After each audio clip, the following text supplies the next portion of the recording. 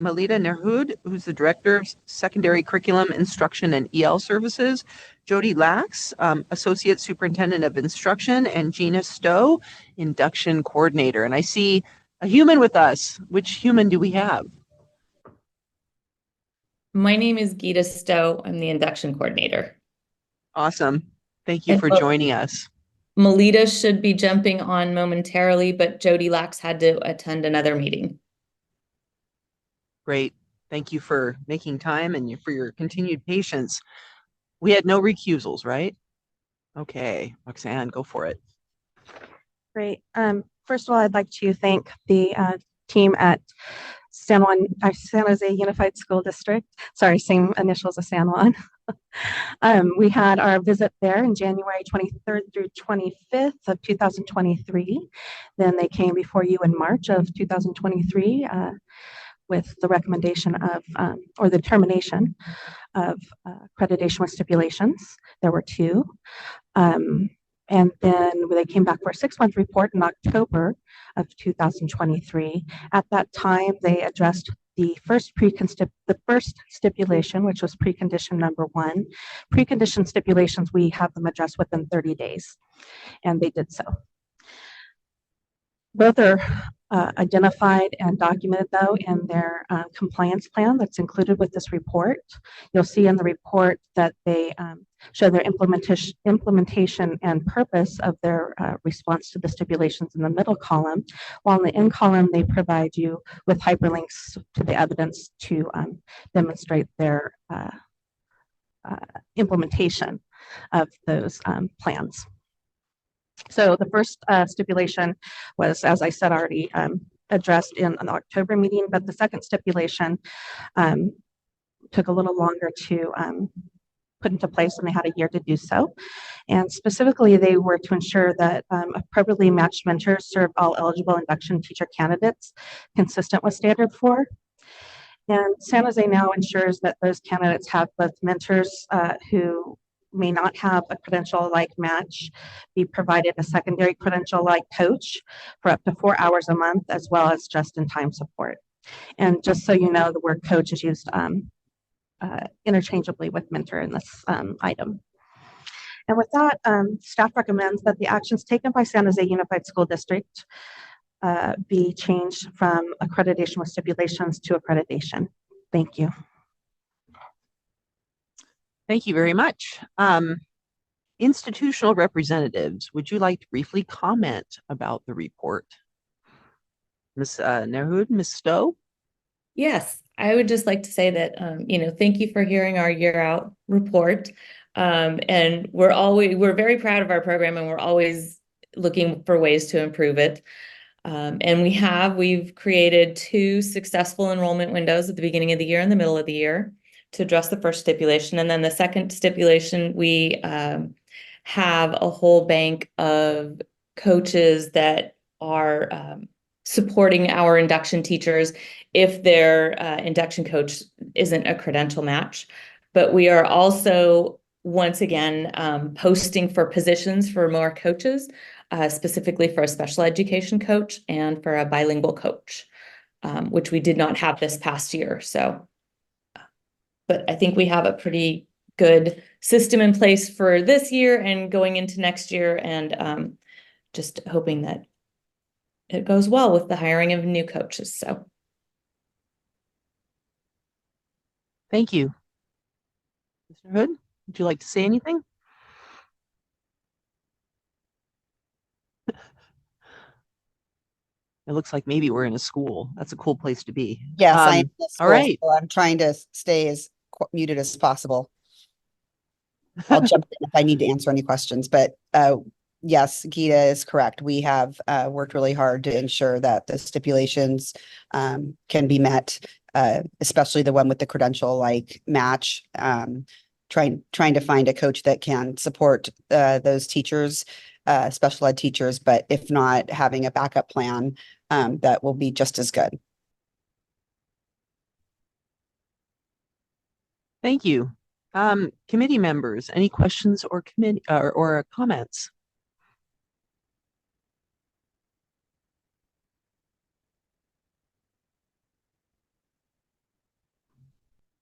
All right, well, this is an action item. Member Morrison. I move that we accept the report and to remove the stipulations, change to accreditation instead of accreditation with stipulations. The San Jose Unified. Second by Member Cretia. All in favor, say aye. Aye. Anyone opposed? Motion carries. Thank you very much. Both of you, congratulations, and have a great rest of your day. Thanks for your patience again. Thank you so much. All right, item 15 is a report of the accreditation team to California School for the Deaf in Fremont. Consultant William Patrick will introduce this item. Joining him is team lead Connie Campbell and institutional representatives, Kate Kovacs, Sugi Hong, Amy Novotny, and Ron Bai. In addition, we're expecting an ASL interpreter, Gisela Washington. So it looks like we need to wait just a minute until they all get here. Meantime, does anybody need to recuse themselves?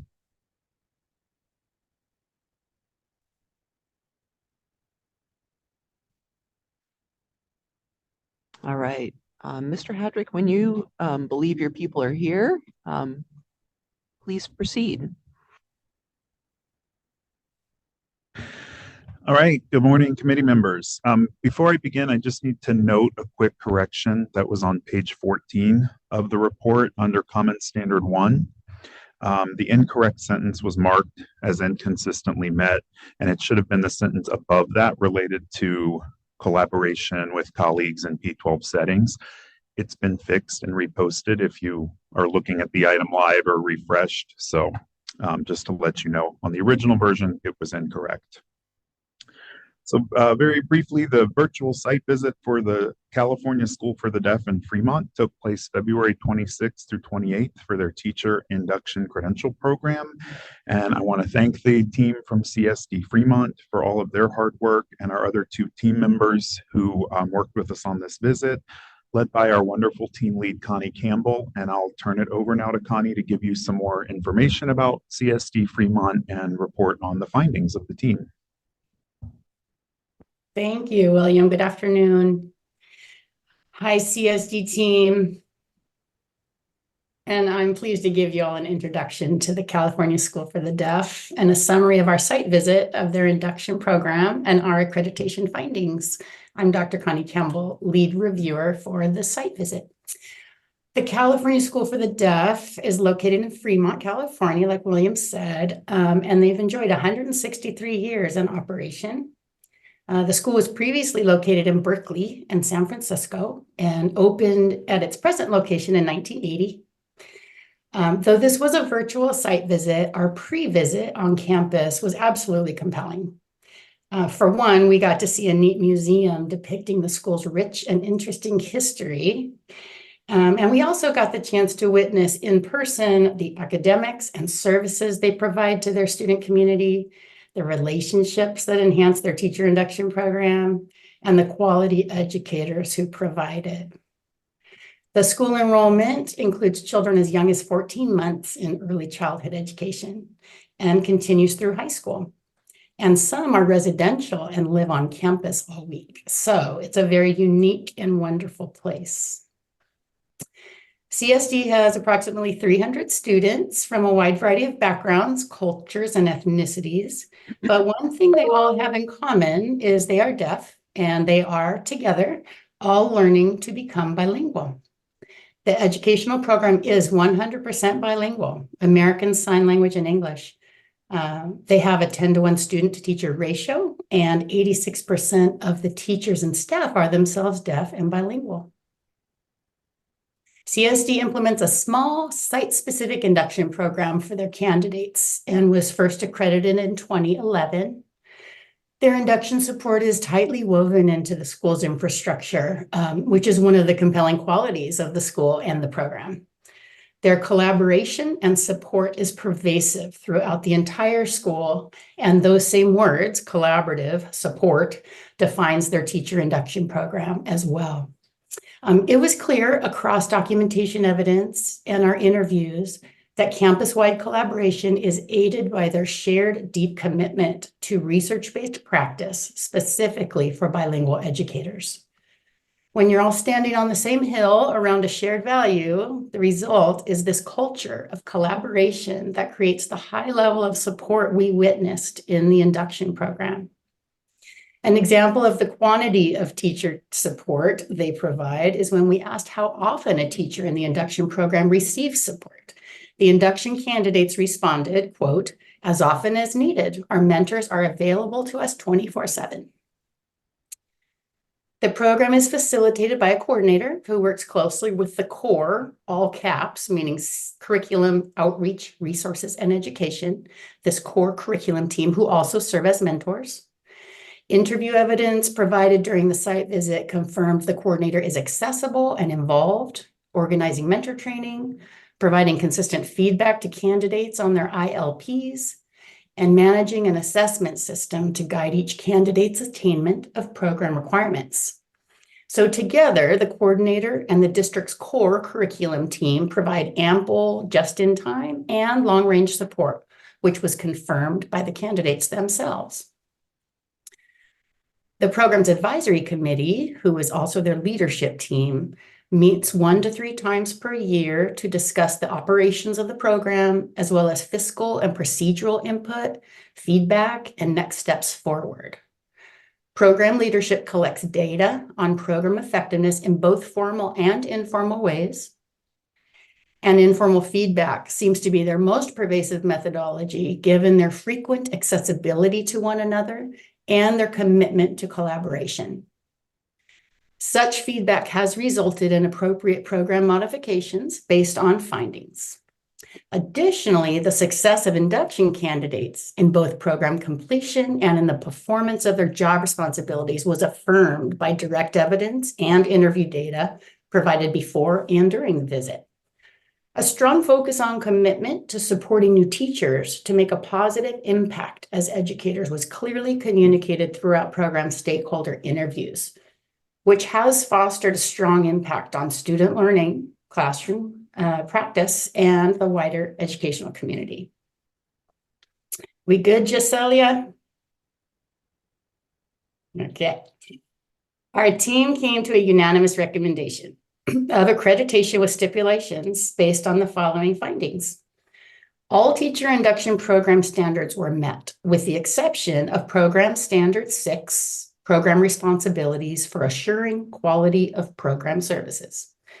This standard was met with concerns as we did not see clear evidence that program leadership provides formative feedback to mentors on their work. On Common Standards 2, 3, and 5, those were fully met. Common Standards 1 and 4 were met with concerns. For Common Standard 1, institutional infrastructure to support educator preparation, the team encountered some evidence that the institution collaborates with colleagues in P12, university settings, and the broader educational community. And at the same time, it was not evident that the collaboration is regular and systematic and specifically to improve educator preparation. And Common Standard 4 was met with concerns, continuous improvement. The team agreed there was insufficient evidence to confirm that multiple sources of data, including feedback from key constituencies about the quality of the preparation, are consistently used for continuous improvement of the teacher induction program. So based on these findings, the team recommends that within 1 year, the institution submit written documentation to the team lead and commission consultant documenting the following actions to remove the stipulations.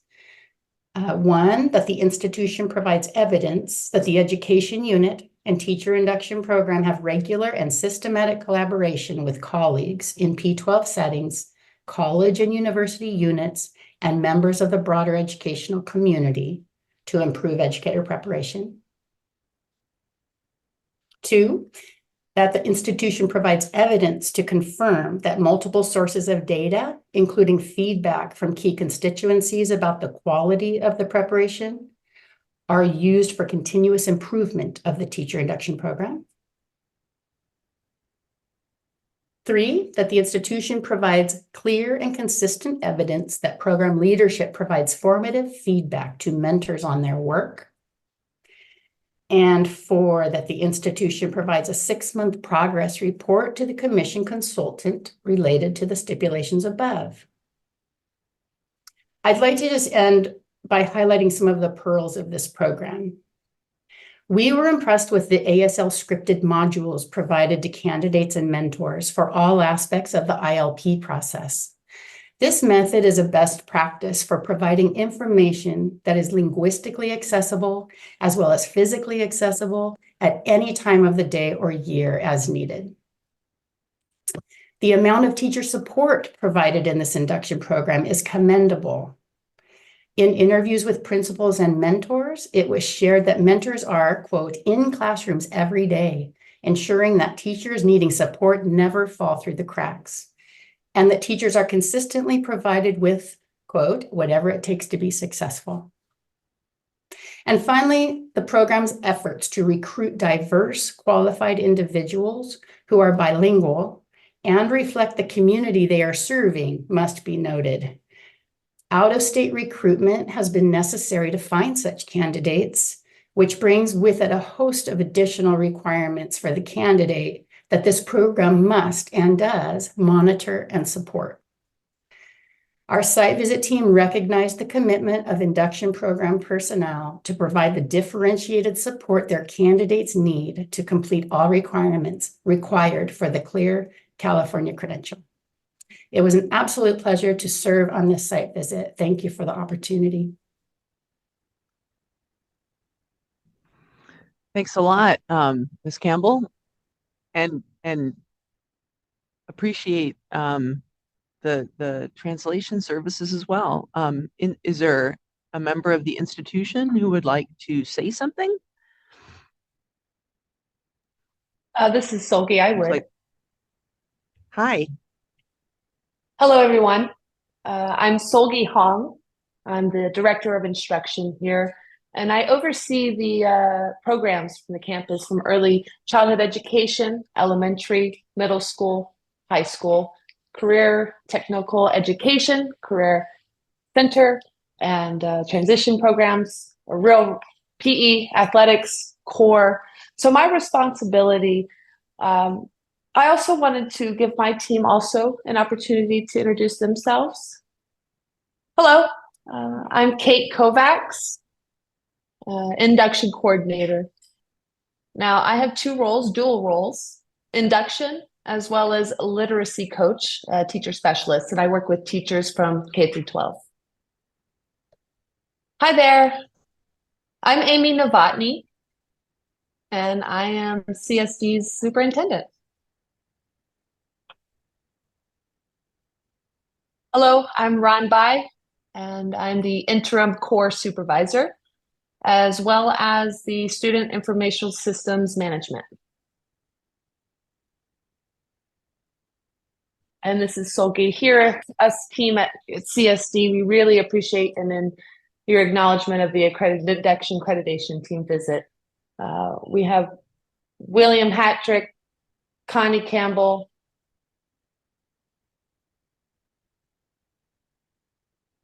Don Aguila, and Beth Bartho for their time and interviewing with our team here. And they looked into our standards, and I really appreciate the time in making this report for us. CSD has reviewed, and upon discussion, we appreciate the report that was provided by this accreditation team. Now, I know that Connie has already mentioned this, the beauty of this campus and what we provide, but to also emphasize that CSD is the only residential program for the deaf in the United States that offers this induction program, and that it is provided directly in American Sign Language. We also take pride in this because California School for the Deaf is considered world renowned. So I'm hoping the committee does recognize that as well. Our teachers really do appreciate this offer for the induction program because that way they can have it directly here on our campus in American Sign Language from our mentors here on this campus. So explaining the value of this program.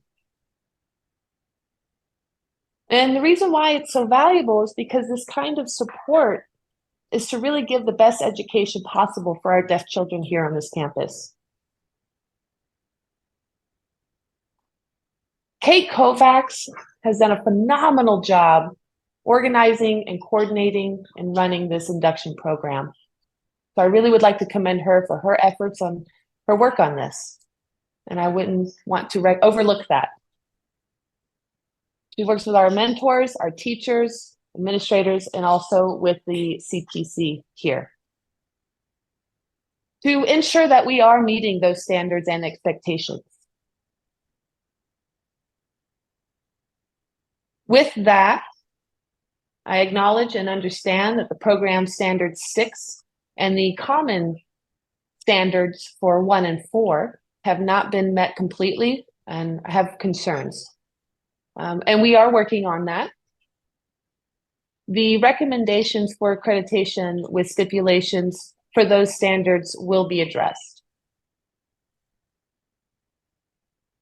We understand this recommendation, and our team is committed to continuing the efforts and working closely with CTC, with William, Connie, and to see how we are able to address those standards.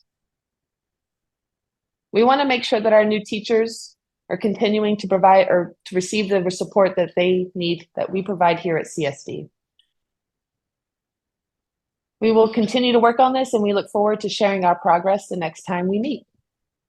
And again, thank you for this report. And we are here to answer any questions or concerns you may have. Thank you so much.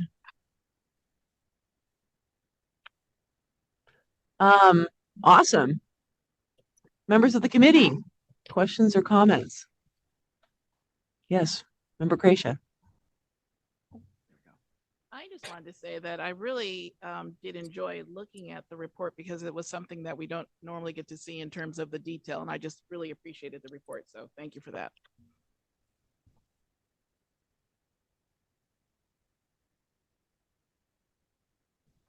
Yes, Member Leggett.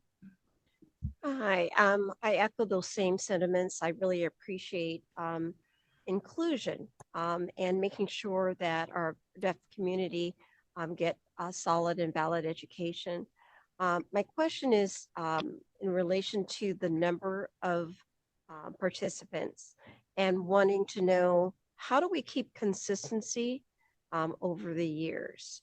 Because it is such a small, it's a very special place, of course, but it's such a small place. So can you share more on how you keep consistency in the program?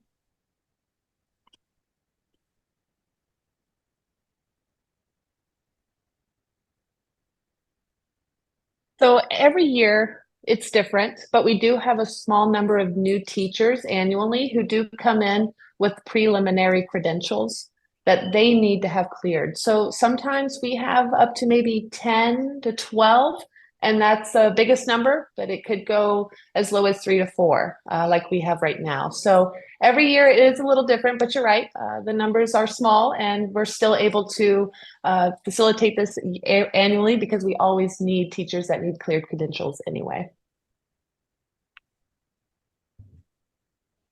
Thank you. Anybody else?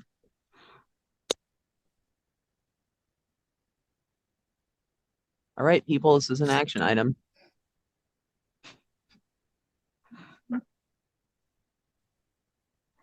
Member Hollis. I move we accept the report and the recommendation of accreditation with stipulations for the California School for the Deaf at Fremont. Thank you. Second by Member Gracia. All in favor? Aye. Anybody opposed? Motion carries. Thank you so much, everybody, for joining us. Ms. Washington for translating. Very nice. Let's see. We're going to break now for lunch, and we have a time certain. We don't. Oh, we don't. I have an Go ahead, update. Erin. So our afternoon consultants have checked with their teams and their team leads, and everybody's good with starting about 15 minutes late. So that would give folks until 1:15, so 45 minutes instead of 30. That extra 15 minutes should be helpful, hopefully. Okay, awesome. So we'll reconvene at 1:15. Thank you so much. Thank you.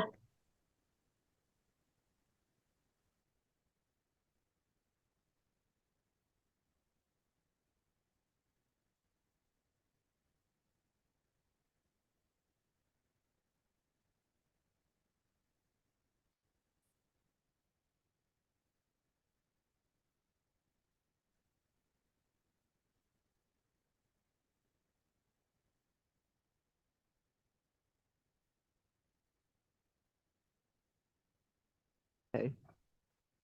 Hi, everybody. Welcome back. So we're going to resume with item 16. Thank you for moving the meeting back a little bit to accommodate everybody. So this is the report of the accreditation team to Corona-Norco Unified School District. And consultant Gay Roby will present this item. Joining her today is team lead James Webb and institutional representatives, Dr. Lisa Simon, Deputy Superintendent, and Dr. Lara Grubel, Director, Educational Services. Any recusals? Okay. Let's see. Do we have our people here? Okay, are you here?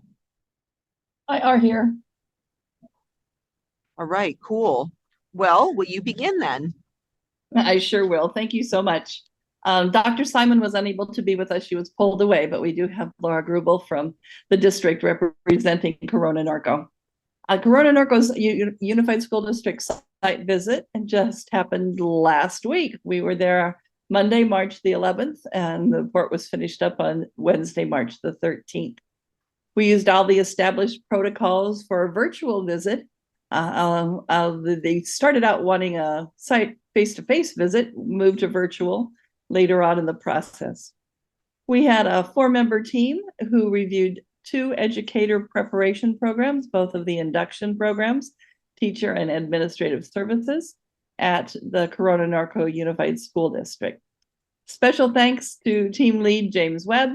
He stepped into his role a little bit late in the game, about 6 weeks prior to the site visit, and did a stellar job and led the team well. And in fact, I'll turn it over to him now to give the site visit report from the team. Thank you, Gay. Appreciate that introduction. We are here to present the findings and the recommendation to the Committee on Accreditation for the visit to Corona-Norco Unified School District. The first thing I'd like to do is I would like to thank our state consultant, Gay Roby, who was phenomenal at helping us with the standards and also was a great resource prior to the visit for the institution.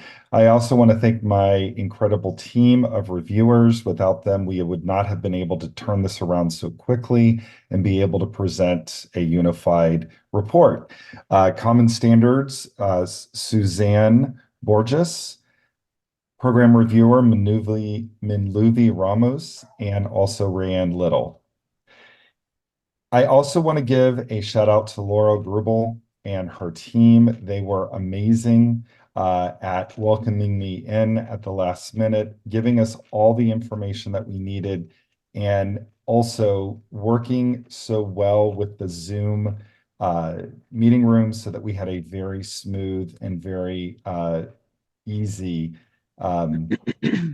visit. So, as it states in the report, the Corona-Norco Unified School District's induction programs are housed in the Ed Services Department of the Corona-Norco Unified School District. They are very focused on mentor support for teacher induction as well as coach support for admin induction. And both programs are centered on the achievement of individualized candidate goals and growth in professional practice, with teacher induction focusing on the CSTPs and admin induction or clear administrative services credential against the capsules. We interviewed a number of different constituent groups, and they all expressed their high regard and appreciation for the induction programs, and also commented on how applicable to their practice and how connected it was to what they are currently doing both in the classroom and in their administrative assignments. We examined a number of documents, particularly the ILP for teacher induction and the IIP for the clear administrative services induction, and we found that all guide candidates with reflection and development of their effective practice. In all the interviews that we conducted, the objective of developing, sustaining, and retaining qualified teachers and administrators were apparent, and all candidates spoke of their appreciation that their mentors and coaches provided.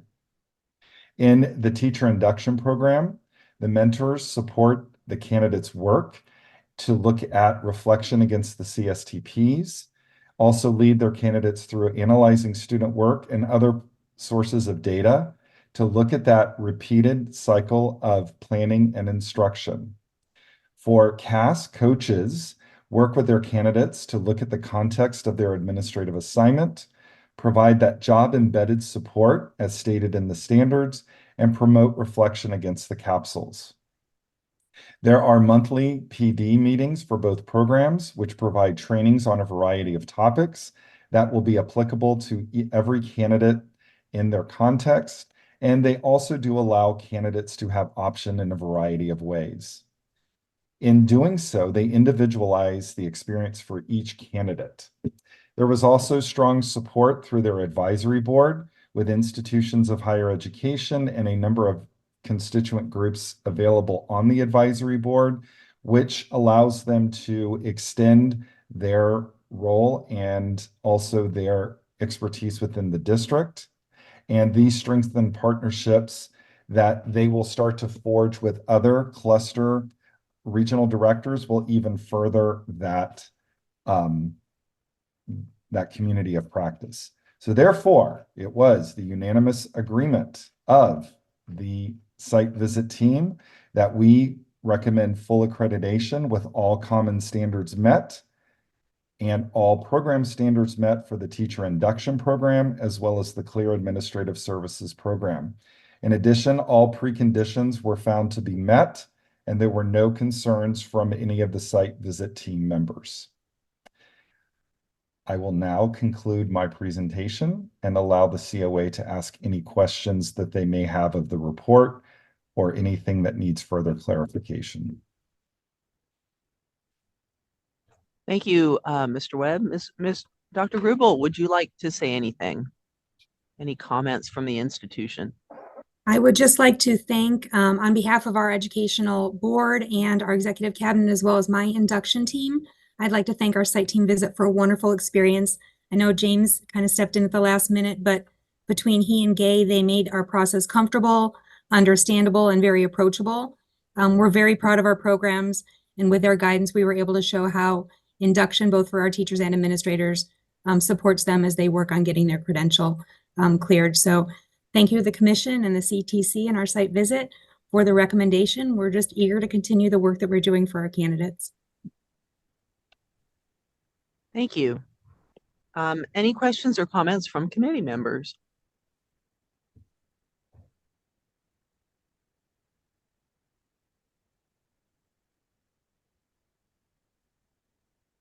This is an action item.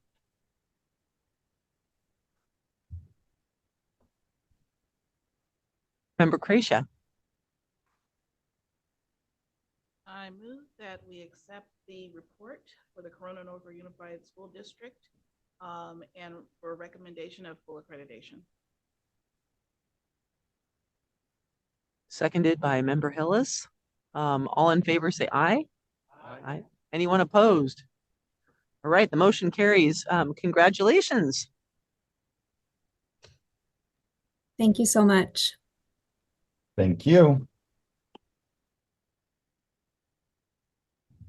All right, we'll move on to item 17, which is a report of the accreditation team to Oak Grove School District.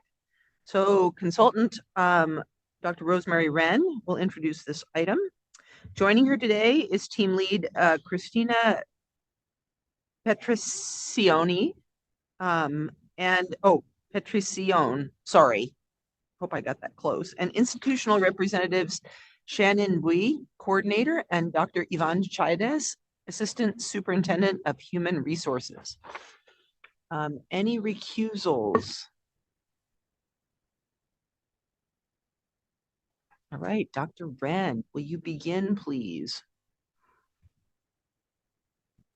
Hello again. I just want to make sure Dr. Chaides is in the Zoom. There he is. Okay. So hello again. The Grove School District, which took place via Zoom, January 29th through 31st, 2024. I'm getting an unstable internet message, so if I go away, you know where I went. The Oak Grove School District offers a teacher induction program. We had a team of 3 reviewers who reviewed the common standards and program standards. I'd like to thank the site visit team, all of whom are volunteers who shared their time and expertise to make this peer review process possible.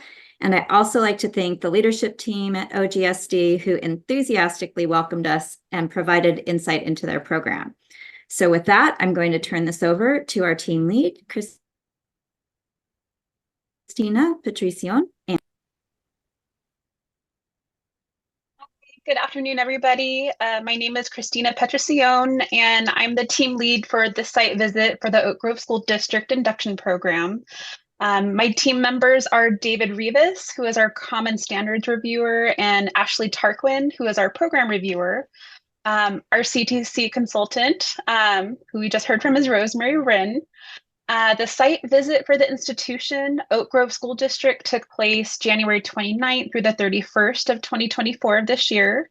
And the team consensus recommendation for Oak Grove School District is accreditation. This recommendation is based on a thorough review of all institutional information available prior to and during the accreditation site visit. That includes interviews with administrators, faculty, candidates, completers, and local school personnel. And I just want to say the overall tone for this visit was extremely positive, and all of the interviews with district and program leadership, as well as mentors and candidates, the steering committee and others have confirmed a very strong program that has at its heart the best interests of teachers and opportunities for growth and reflection that leads to positive outcomes for students and the community. Oak Grove School District's mission vision is embedded in the culture of the district, and its induction program is displayed through all actions from the superintendent to program leaders to mentors and candidates and everyone we interacted with during the site visit. The reflective process of the induction program has been obviously infused within the best practices of the entire district. And I wanted to go ahead and read some highlights from the interviews that demonstrated the strengths of this program and the program coordinator, the leadership, and the district support it has for its teachers. One candidate stated, if there was an induction coordinator of the year award, I would nominate the program coordinator every time. And another person commented, I'm not exaggerating when I say that Oak Grove and the program coordinator are really singular in their commitment to teacher learning. Candidates stated that one of the best supports in the program comes from their mentors, with one stating, teachers feel supported by their mentors and feel that the reflection process and the work that they are doing has an impact on their teaching and their students.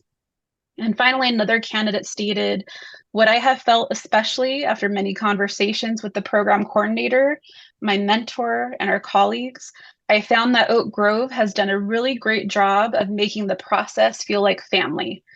Through examining multiple sources of documentation and interviewing a variety of constituent groups during the site visit, it was found by the team that the Oak Grove School District institution be recommended for accreditation.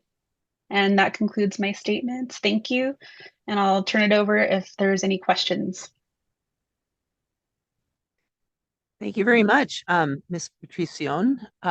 Institutional representatives, would you care to make a comment on the visit or the process? Yes, good afternoon. Thank you for this opportunity, and thank you, Rosemary and Christina, for supporting us through this accreditation process, and thank you as well to the board of the commission that is here today. We're very proud of our induction program here in Oak Grove School District. We serve about 8,700 students here in South San Jose, a very diverse district. Over 58 languages are spoken.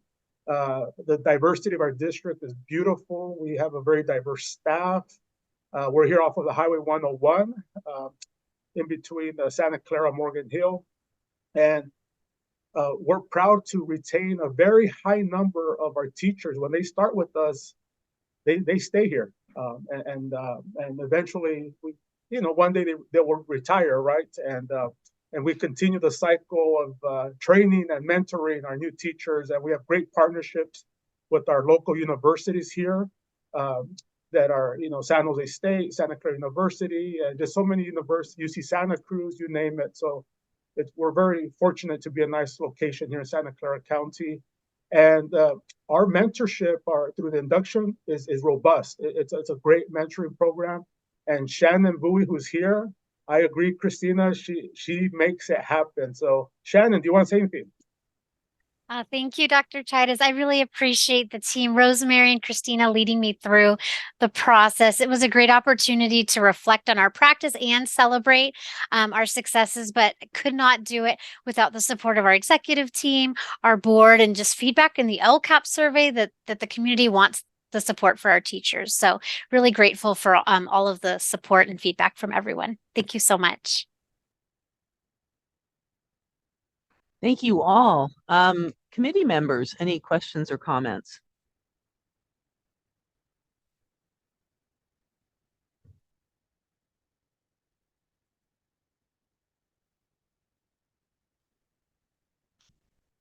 This is an action item.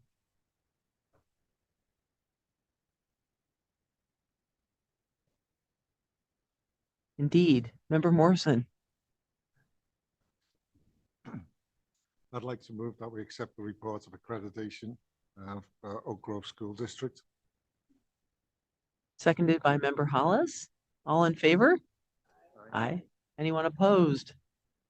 All right, motion carries. Thank you all for being here. Ms. Bui, Dr. Chidas, Dr. Wren, thank you very much for being here and for sharing your district with us. Thank you. Thank you very much.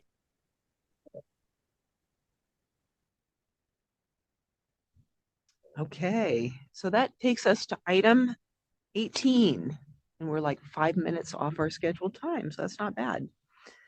Item 18 is a report of the accreditation team to Chaffey Junior Union High School District. Consultant Frances Keller will introduce this item. Joining her is team lead Dr. Barbara Severns and institutional representative Andrew Hilden, Director of Instruction at Chaffey Joint Union High School District. Any recusals? Okay, Ms. Keller, will you begin, please? Thank you. Good afternoon, committee members. As the state consultant to the visit, it's my sincere pleasure to report or to present the report from the Chaffey Joint Union High School District's Teacher Induction Program. This was a site visit that was conducted on February 26th through the 28th, and we were pleased to conduct this successfully virtually. The protocols for this visit were all in accordance with normal procedures for a virtual visit.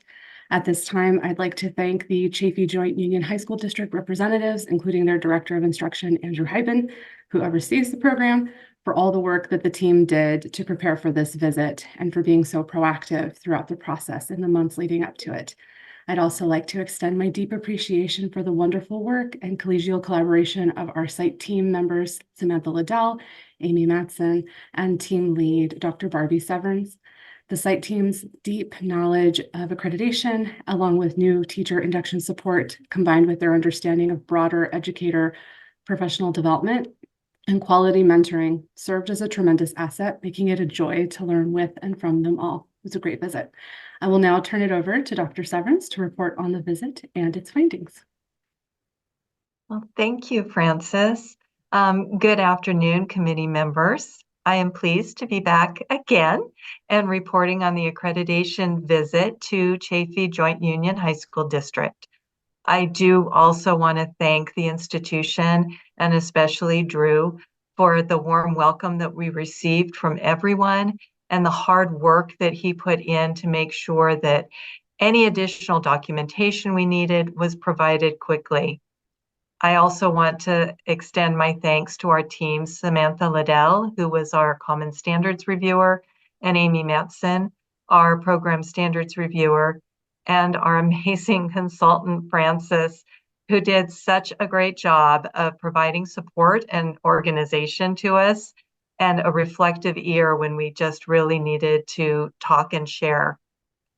Our team quickly learned that the rather untraditional structure of the Chaffey Teacher Induction Program isn't clearly painted in words on paper. So I really want to describe the full range of support that is provided and how that support works.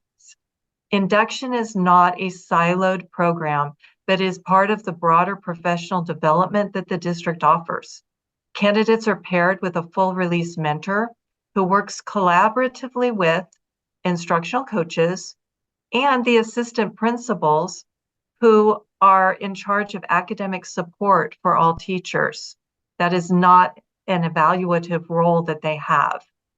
Additionally, the special education teachers are supported on site by a special education teacher who is released 2 to 3 periods a day to support the department with paperwork, service tracking, goal monitoring, and instructional support. This wraparound support ensures that every candidate is receiving the just-in-time and content-specific support identified in standards and to improve their practice. Through extensive interviews with candidates, completers, site leaders, and the director of equity and inclusion, we could clearly say that the candidates in Chaffey are provided with multiple layers of support that come to them. The candidates were very clear that they don't need to seek out that help or support. That help or support is right there in their classrooms. And this was conveyed to us by 100% of the candidates and completers. So it is our team's unanimous recommendation that Chaffey Teacher Induction Program be granted accreditation. I will now turn it over to the committee if you have any questions. All right, thank you. Thank you very much. Ms. Severance, Mr. Hyben, would you like to say anything on behalf of your institution? I want to thank everyone for being here today and thank Dr. Severance and Frances, Dr. Keller for being able to share our program with you. I am a year and 3 days exactly into this role, so I got to come in at the end of the accreditation cycle, and really it was a great opportunity for me to dive into what our program is and the tremendous amount of support that our superintendent's cabinet has provided to us and to this district.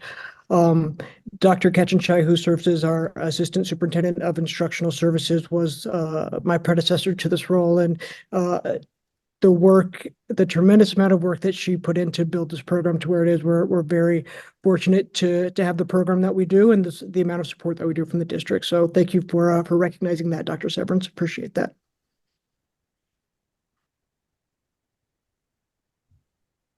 All right, thank you. Comments or questions from the committee? Member Leggett. Hi, it's such a pleasure to actually review all of your documents, and very impressive to hear that your mentors have a full release. That's just unheard of in many institutions. How do you make your mentors accountable for their time and support?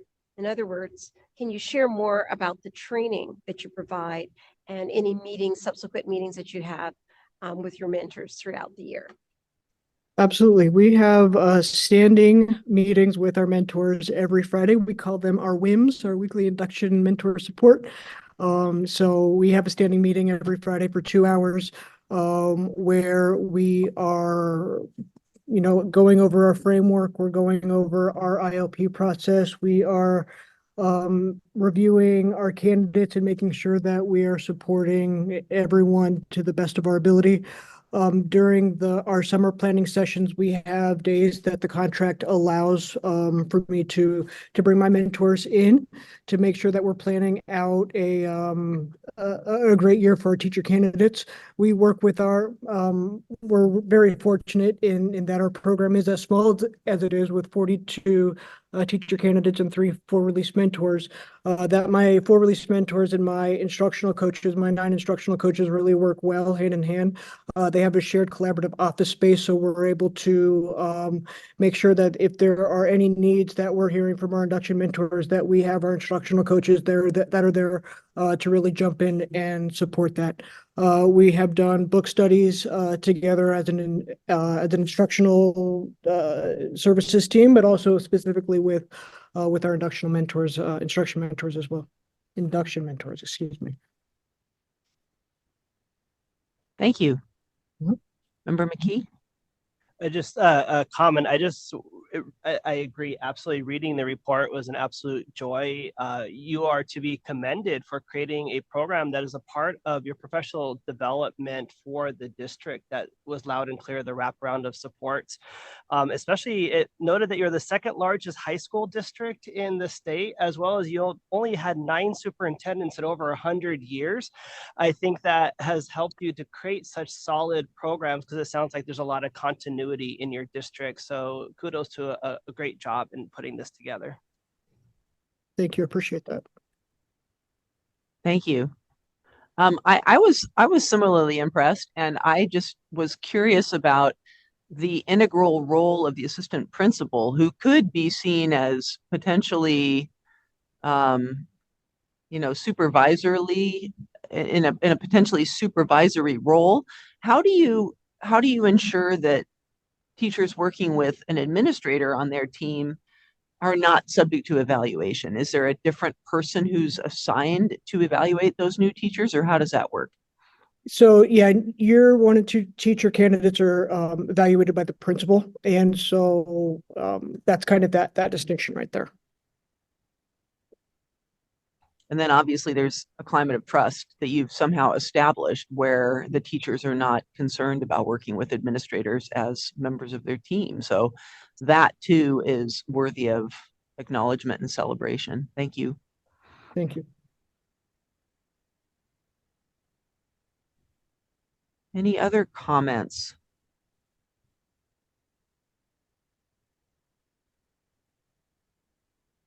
Well, guess what? This is an action item. Member Hillis. I move we accept the report and a recommendation of accreditation for the Chaffey Joint Union High School District. Seconded by Member McKee. All in favor? Aye. Anyone opposed? All right, motion carries. Congratulations to you and best wishes moving forward. I appreciate your time today. Thank you very much. All right. So that takes us here to the next item, which is item number 19, discussion of literacy certification requirements. Director David McGuire and consultant Roxanne Purdue will present this item, which is for information, not action.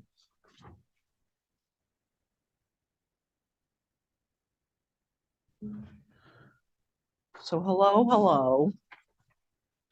We just need to get our PowerPoint set up.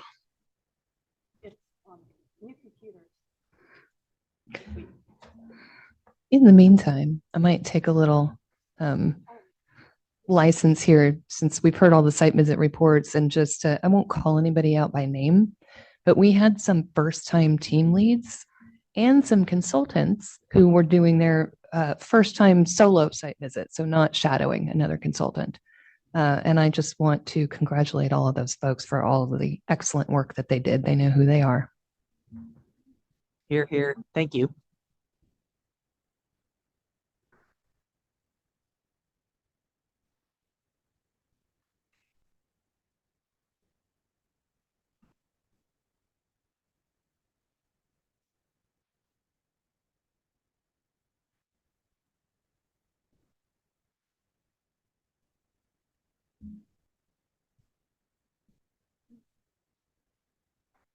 Oh, because it's not.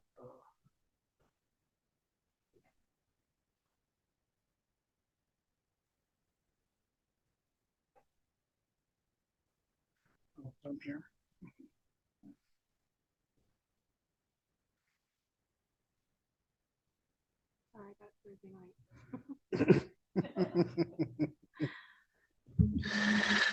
Okay, good afternoon, committee members.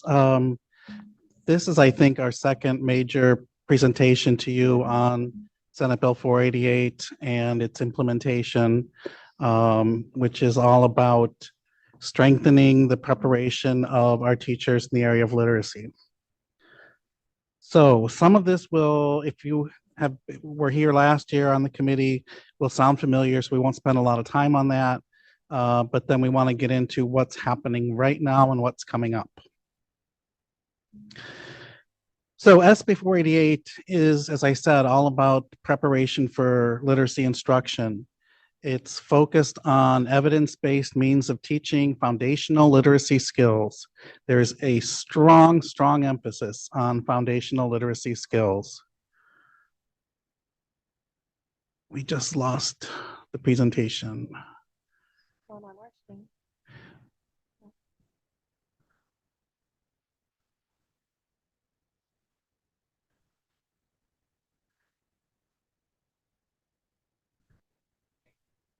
Just a quick thought. We have access to that through the agenda. You are seeing Would it? you like Okay. us to do that and follow? We just follow. Well, we want to make sure the public can see it too. Oh, got it. Of course. That said, members of the public, if you're following along, the slide deck is posted on our webpage. Oh, it's posted with the item. Okay, so any members of the public who would like to open this PowerPoint slide and follow along, go to the COA agenda, find this agenda item, which is the last item on the agenda, open it, and you can access the PowerPoint slides from there. Okay, in addition to foundational skills, there's an emphasis on tiered supports for pupils, including those with reading difficulties, English learners, and exceptional needs. Ongoing diagnostic techniques and early intervention is emphasized. And all of this needs to be done within the State Board of Education's adopted English Language Arts, English Language Development Framework.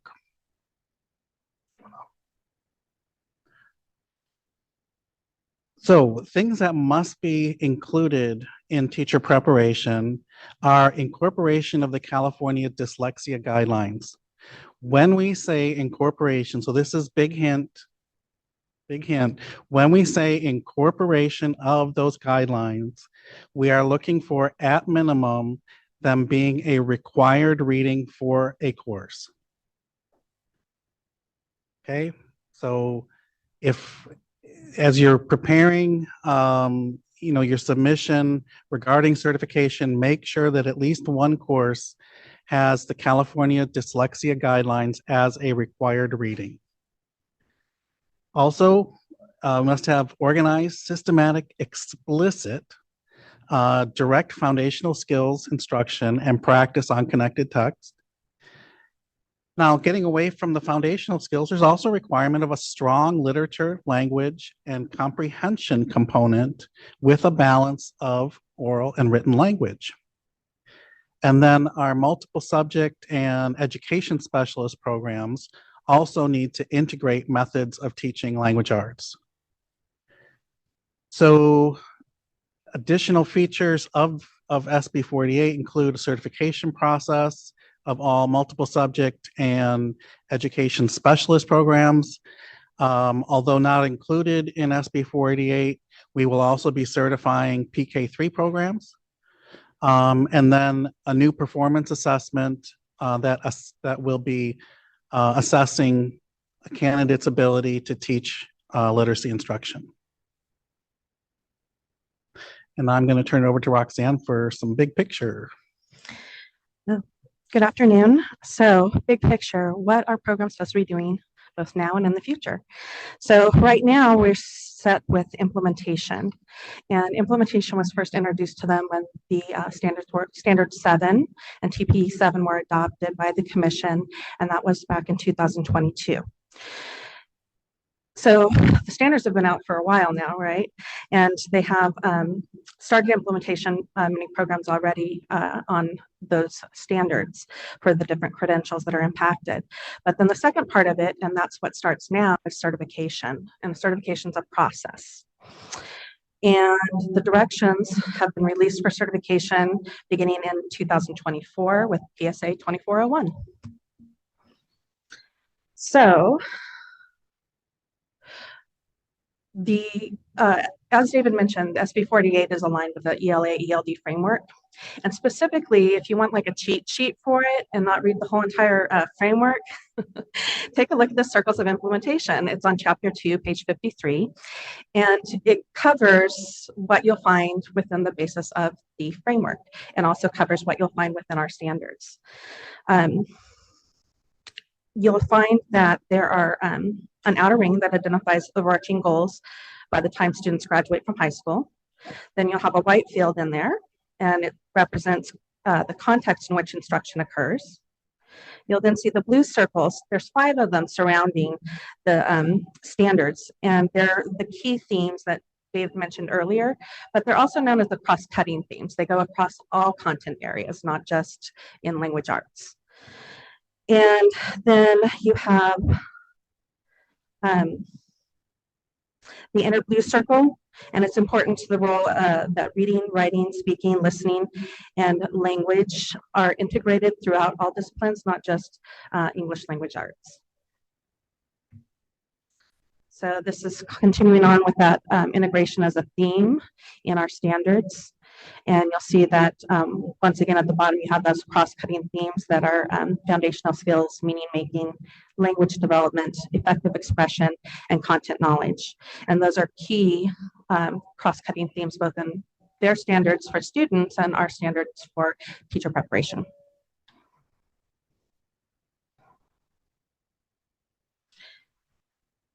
So in ensuring that all students succeed, there are other things within our standards that we ensured were incorporated, and those would be UDL and equity and asset-based approaches, MTSS, and of course addressing multilingual students and biliteracy, as well as ELD, and then dyslexia and other disabilities and reading difficulties.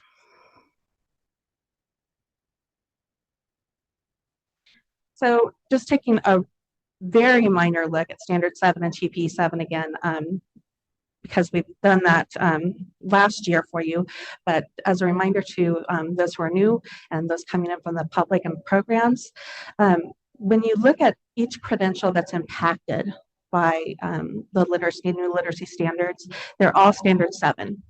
So it's easy to remember. Standard 7, TPE 7, that's where you're going to go. Now, you think, oh, one standard, not so bad, right? But there's a few like elements to it, and so it's maybe a little bit longer than you might think. So let's take a look. First of all, what programs are impacted? David mentioned these earlier. We have our multiple and single subject. We have our PK3 early childhood education. In Ed Specialists, we have mild, moderate support needs, extensive support needs, deaf and hard of hearing, visual impairments, and early childhood special education. So a lot of programs to review too. So this is the structure of program Standard 7 in brief, and each of these are aspects of Standard 7 that have to be addressed, and that's where program development comes in.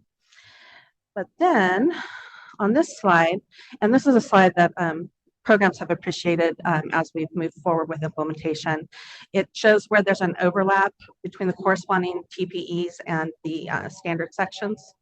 And so you'll see that TPE 7 has many elements going through 7.11. So there's 11 elements in one TPE. And they overlap and have overarching language between the two because one's about program development and the other's about the candidate's performance expectations. And so that's why there'll be some overlapping language between the two, which should be helpful too in developing the program. And with that, I'm back to David. So this table shows time frame for implementation of SB 488. And there are three bold-faced deadlines or dates in 2024 that we really want to focus in. First of all is April 26th, 2024. We will start accepting documentation from programs for certification. By July 1 of 2024, so this coming July 1, all multiple subject and education specialist programs must be aligned to the new standards and TPEs. Note that any PK3 programs that are approved, and the regulations are going to be going into effect April 1st, they have to be aligned to the entire Standard 7 and all of the TPEs. We will have a separate process for certifying them with the understanding that they've already given us so much, so how can we make that a little bit fast-tracked rather than all the other programs. And then October 4th, 2024 is the deadline for programs to submit their certification documents. Like our normal accreditation process, we are looking at this as an iterative process. We will provide feedback, give chances for programs to resubmit, and we will go back and forth until we get everyone approved. But the goal is to get everyone approved by June 30th, 2025. And yeah, June 30th, 2025. So as you know, the commission voted to move our accreditation schedule 1 year so that both the commission staff and programs have time to focus on this literacy certification process during 24-25. And then the last thing on the timeline, I'm sorry, is the literacy performance assessment will become operational July 1, 2025. So between now and then, things are going on right now. The pilot test for the LPA is going on. Those will be the pilot test submissions will be scored in April, and then we'll be looking at those to revise it for a field test, and the field test will be done in the fall and spring of next year. It's one thing that I don't think everyone's really caught on to yet is that there will be 7 forms of the literacy performance assessment, one for each of the credential areas. We started off with the idea, let's see if we can do one for all. And as we got into developing the standards and TPEs for each of the credential areas, we realized, you know what? These are different enough that we can't have the same standards and TPEs. So we're going to have to adjust the performance assessment as well. Thank you. David, before we move on, can I jump in? Yes. I was invited to interject anytime. You always have that right. On this timeline, I just want to be sure everybody recognizes, so that PSA 2401 that was released in February, that contains in all of its appendices the documents that are going to be used by programs to submit for certification. So for programs that are out there listening, if you haven't seen PSA 2401, please go to our website and download that, because that has the documents that you're going to need. The other thing I wanted to say was, you'll see here that we'll begin accepting documentation on April 26th, and we will accept it up until October 4th. That's a 6-month window. There are no brownie points for getting your program in first.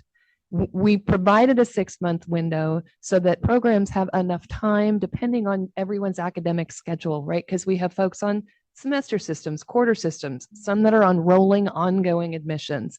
So 6 months should be everybody should find a good window in there to get this work completed, right? So that's part of the thinking. But what we really want are complete submissions. So take your time, put it together. maybe walk away from it for a minute, go back to it, look at it again. Take your time and send it in to us when you think it's ready. We want you to be ready for it when it comes in. So I just wanted to say that. And then Aaron reminded me of something I didn't mention and wanted to. How can you find 2401 easily? And how can you be, if you're a program or a member of the public, where can you go to find everything SB 488, including certification? And the answer is we have our own webpage now, and it's called Literacy and Reading Instruction. So if you go to the homepage of the commission and you just go to the search engine and type literacy and reading, it'll take you right there.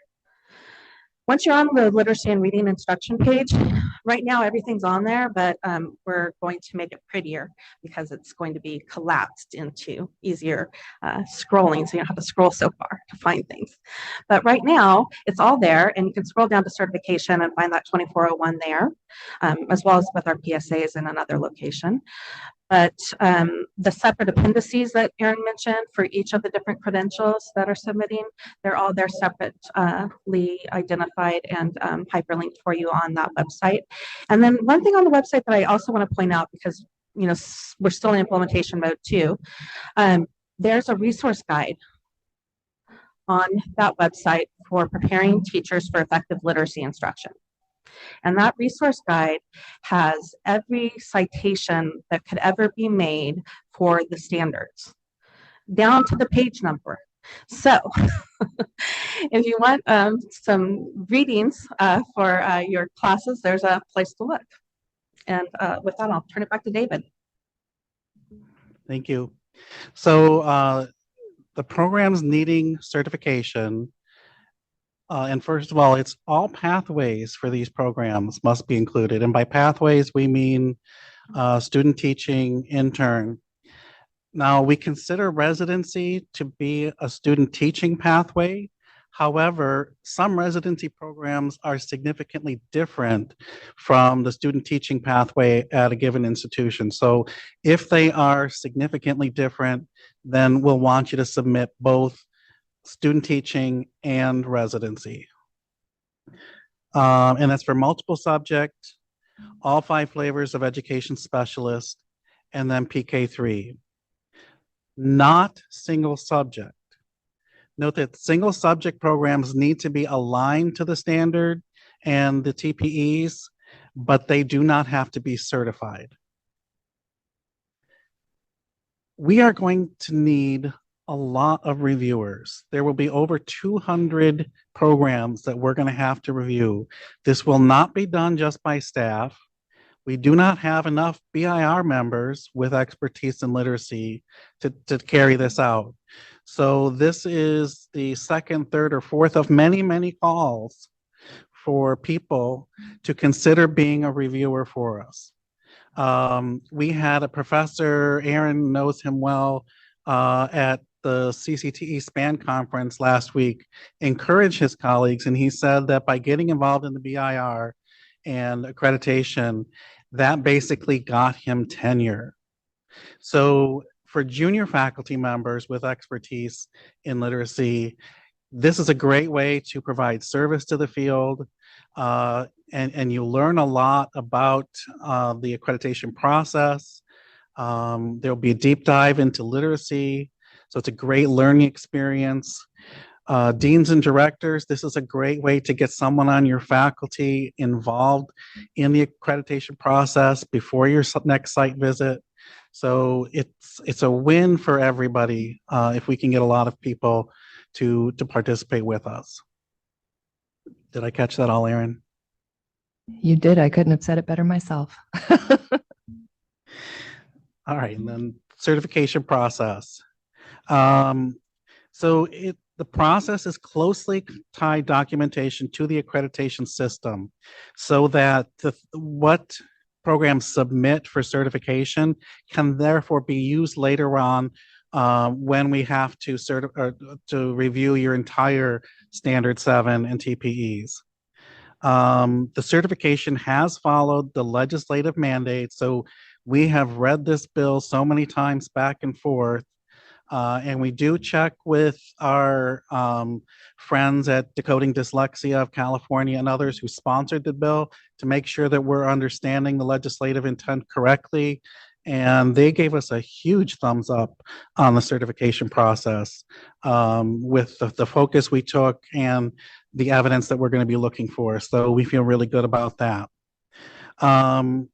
As Roxanne said, or Aaron said, the templates are available in that PSA 2401. And if you have this presentation, there's a link right there. And then institutions will create a separate tab on their accreditation websites specifically for the literacy certification information.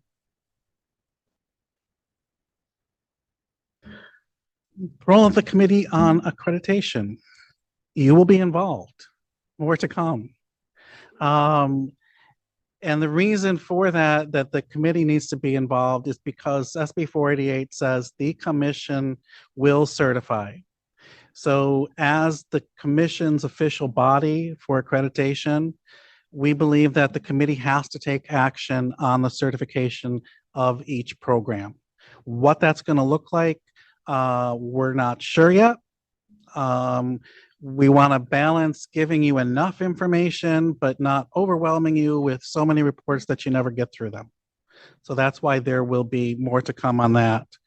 There will be an impact on the work of the COA. As we said, site visits are being delayed next year, but we still will proceed with program approval, provisional site visits, and revisits. We know that we have 8 provisional site visits for next year. I don't know how many revisits we're going to have next year.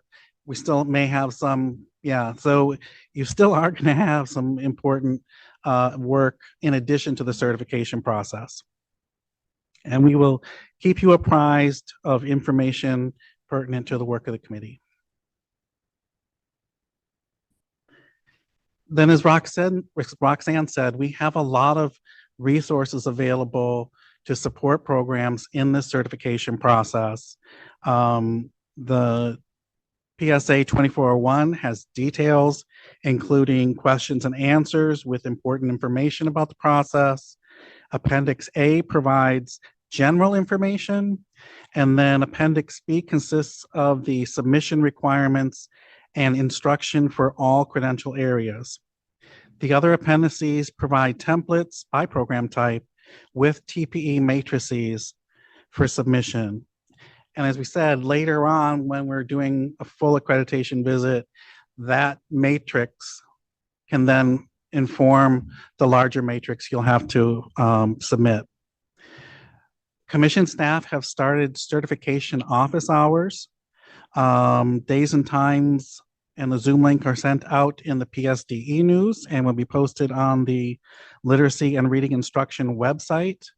The ones, we just had one last week, and the next ones are scheduled are April 12th and April 24th. That's actually, I'll jump in here. We're missing a date. It happens. The next one is scheduled for next Friday, March 28th.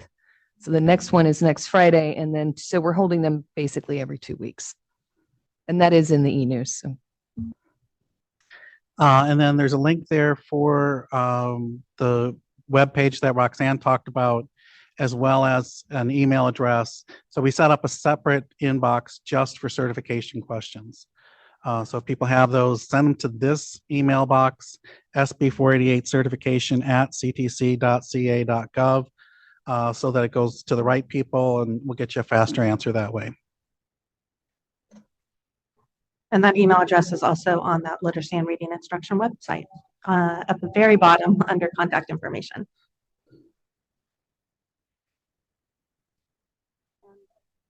With that, we're happy to answer any questions.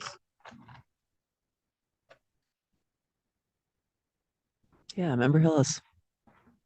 So in terms of the literacy performance assessment, could you give us like just a little bit of a preview of what that's going to look like and require of students or candidates in the midst of their Sure. field work? So my understanding, so I may be wrong, we're going to reduce the focus to one student because we have to collect enough information about the candidate teaching the student at least one of the foundational skills. So they can pick, depending upon their placement, they can pick the appropriate foundational reading skill that they're going to cover. One question that has come up about what about candidates in dual language classrooms? The same rules that we have been using for a couple of years that are posted on our website will apply. And we just had a meeting with some colleagues from COBTE last week, and they were happy with the way that that's looking. What else can I tell you? Because so what's happening is cycle 2, the current cycle 2 of the Cal TPA is being retooled to become a literacy cycle. Cycle 1 will need to be a math cycle. So more information will be coming on that. We have been told by both EdTPA and Fresno that they intend to develop literacy versions of their performance assessments. If they are not certified before July 1, 2025, we are setting things up so that candidates from EdTPA or Fresno campuses could take just the literacy cycle. So we're trying to cover all our bases, but this pilot test is going to tell us a lot. If we're assessing enough information, if we're assessing too much information, if our directions are clear enough. So we're really eager to see what happens in the next couple weeks. So just follow up. So the Cal TPA being spread across the semester in the final semester of their student teaching, would the assumption be that the literacy performance assessment for the EdTPA occurred during the regular EdTPA or in the? Yes, it would. Okay. That's the assumption. They actually have a couple of handbooks that are focused on literacy. So my guess is that they're going to take those and retool them to meet the requirements of SB 488. And so if I'm not mistaken, those are 18 rubric handbooks as opposed to the traditional 15.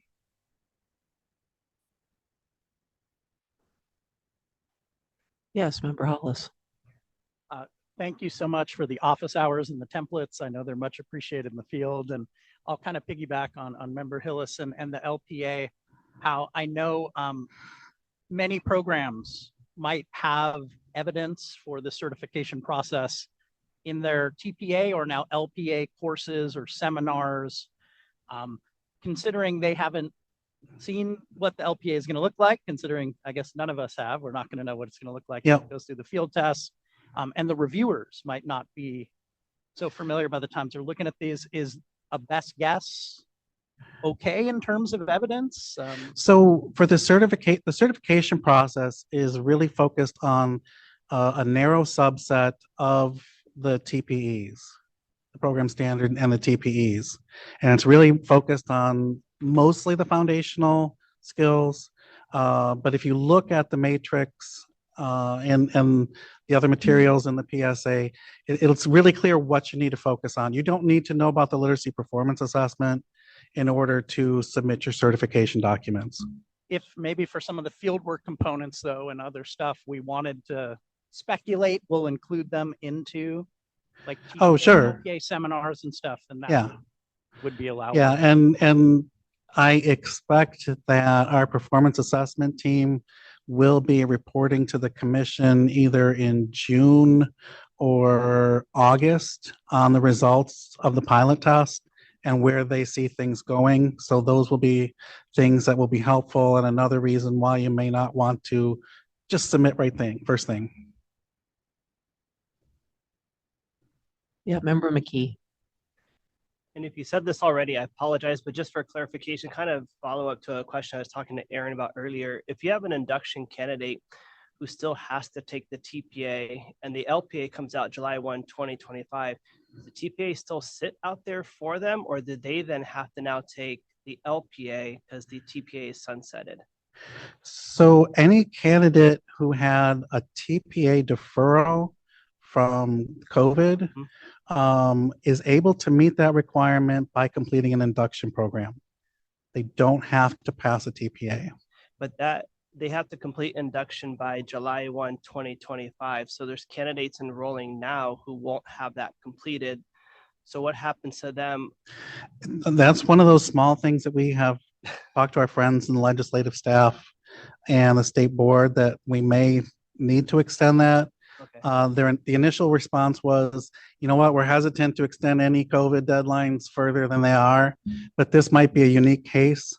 If they are not able to do it, there is another, no, they run into the same thing of you can also meet the requirement with 2 years of experience By that date. by that date. And so I And think you're that's and kind you're of right, you're gonna have candidates who still won't even meet that. Let me look into that further and see what we can do. Okay, thank you. Yep.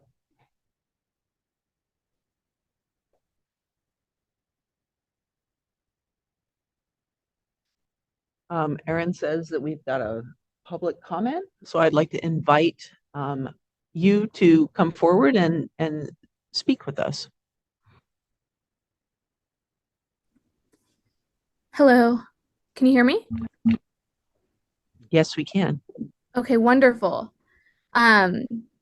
This is great. So I have been following along. I am a recent graduate of San Jose State. I received my MA in special needs, and unfortunately not the credential yet.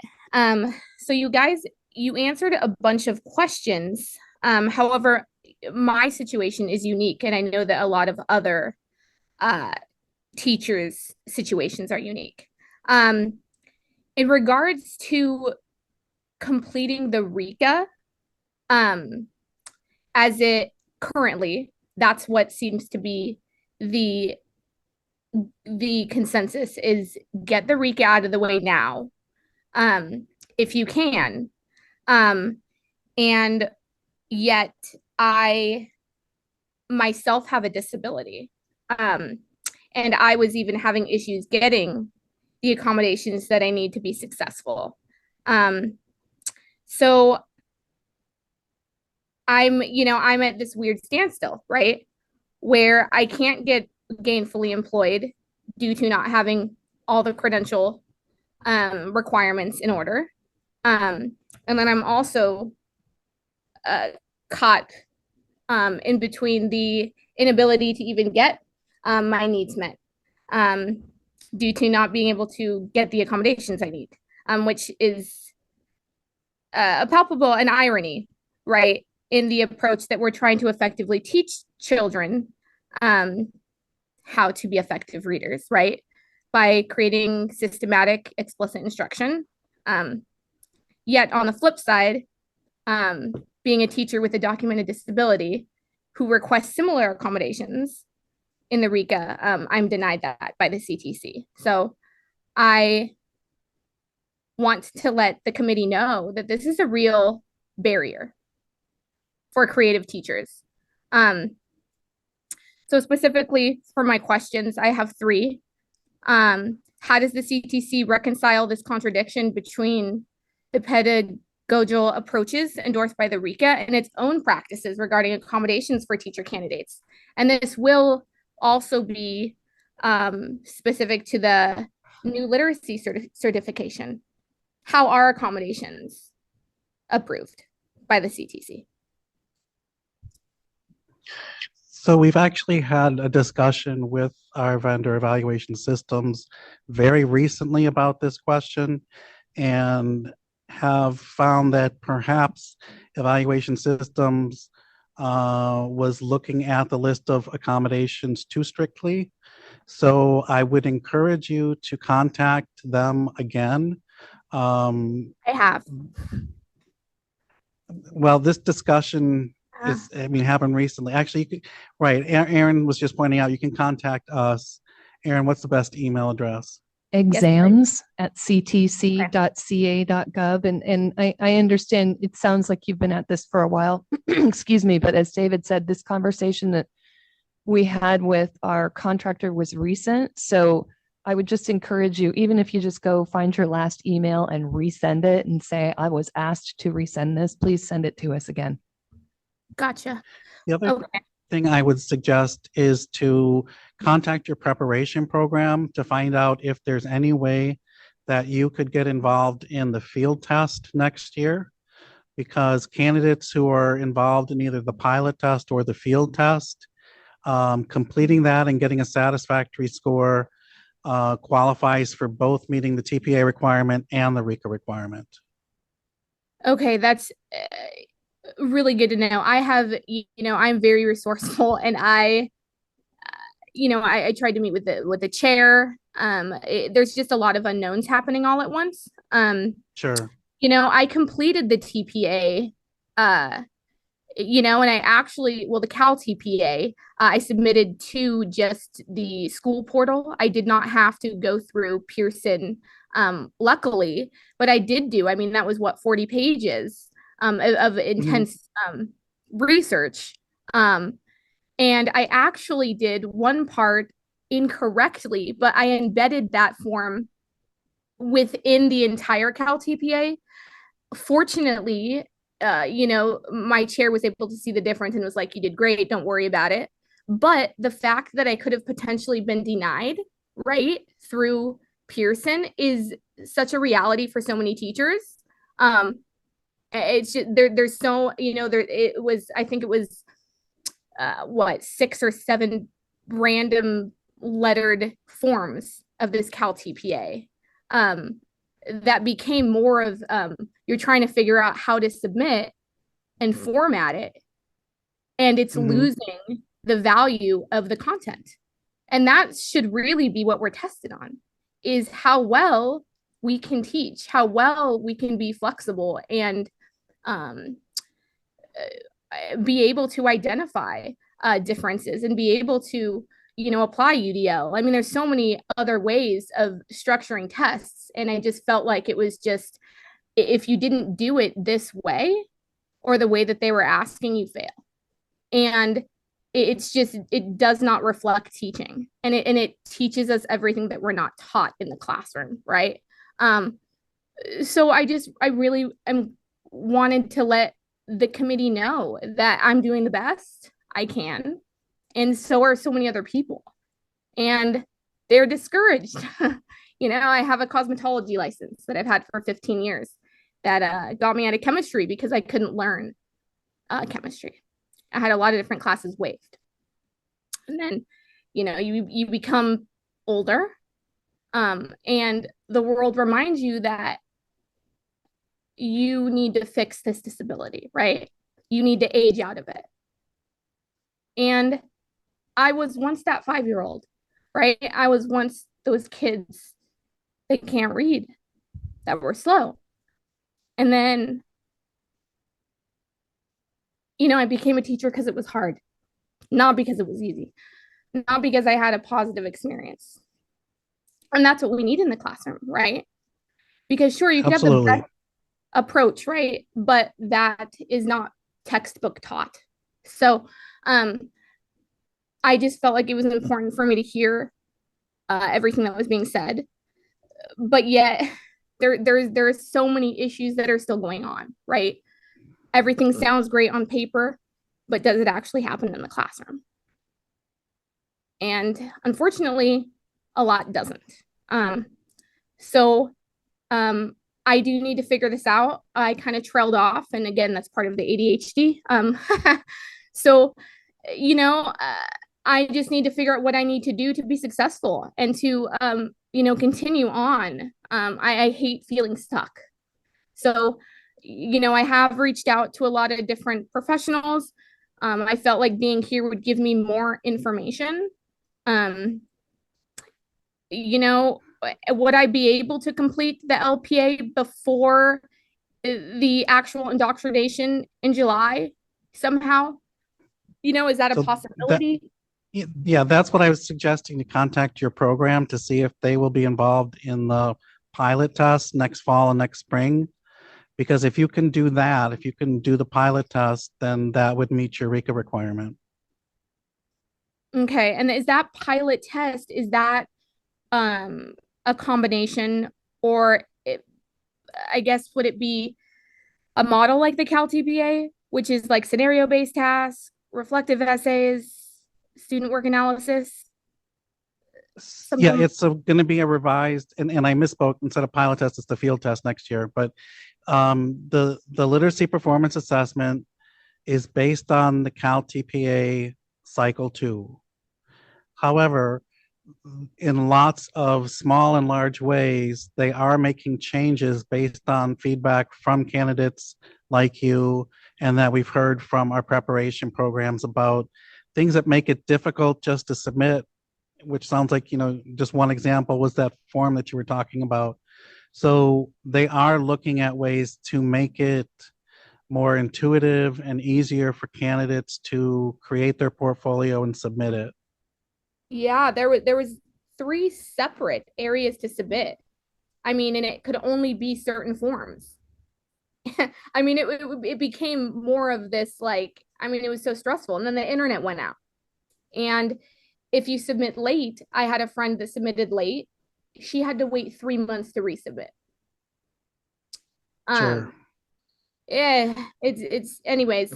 So say that, I'm sorry, just to clarify, because I have my notes up right here. You said I should get in touch with my I guess, well, because I'm already graduated. That's the thing, is, do I pay for another semester?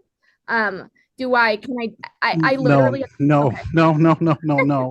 no. Just contact the program that you completed, Uh-huh. because they do have a responsibility to you still, even though you have not earned your credential. And let them know that, I think if they talk to you, they will feel your persistence, and that you're really committed to getting your credential. And tell them, you checked in at, or you listened to this meeting, you learned about the field test next year, and you want to know how you can get involved in that. Okay. Thank you so much. Alrighty. And would you say that modality is going to be something similar than the format of the Cal TPA? That's what the new literacy performance assessment will look like. There will be similarities to the current, but we're trying to make it, improved. Thank you so much for your time. Thank you. And thank you for being here and asking questions and sharing your experience with us. We value and appreciate that, and wish you the best in completing the mission.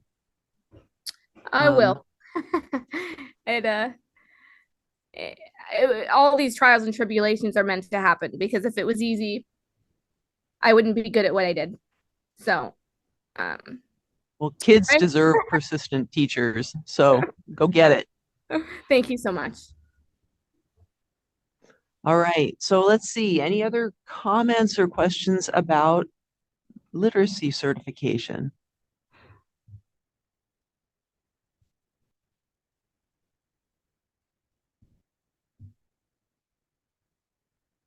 All right, well, we had public comment, but we're now open for public comment. As a reminder, the COA may not discuss any topics presented during this item, as they have not been publicly noticed. Does any member of the public have anything it wishes to say? Raise your hand in the Zoom feature, or we will wait a moment and see if we have anyone indicating they wish to speak in the chat function. Anyone else?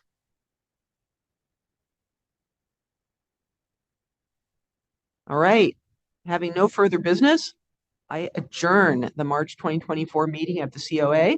Next meeting of the committee will be May 2nd and 3rd, 2024, and it'll be our last meeting in this august building. Thank you all for being here.